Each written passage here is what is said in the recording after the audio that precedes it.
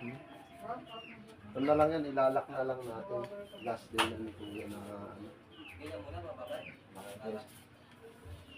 Ilang is ito ay. Ako, puti lang is na ano. Ito. Magaling. Kaya na po ito. Sana yung pag-ihinga ng dulo. Yes na.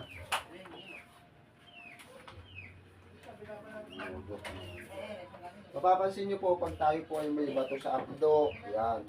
Sintomas po ng bato sa abdo, hirap tayong umihi. Tapos dito, pag ito sinusumpong. Yan. Pag yung appendix naman po sa kabila, ikot din sa balakang. Sa bato sa abdo, iikot naman po yan, pababa hanggang dito. So, pero ito, infection lang yun po. Final list na po tayo. Pero yung pag-inom nyo po, yung tubig, Pinatay ako naman. para alimatig tayong umihin. Pangasahan natin yung dito eh. Pag ang katawan po kasi natin ay kulang sa tubig, ano po yan? Tatamaan agad yung bato sa bato natin.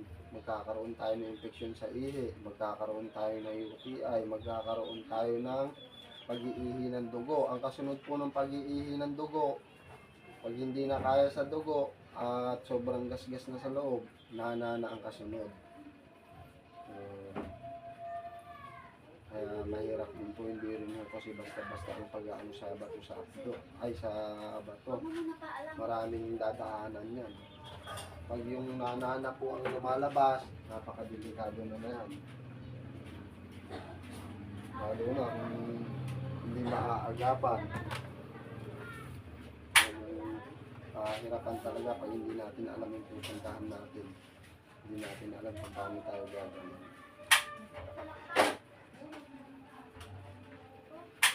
Ito, tama.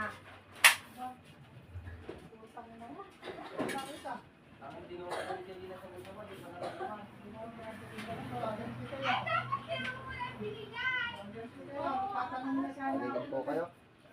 Paligan kayo. Diretso lang po yung pag-inom ng malakas na tubig.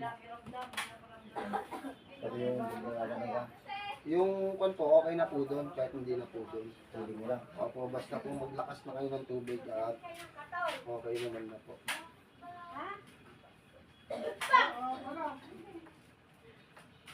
Magtanong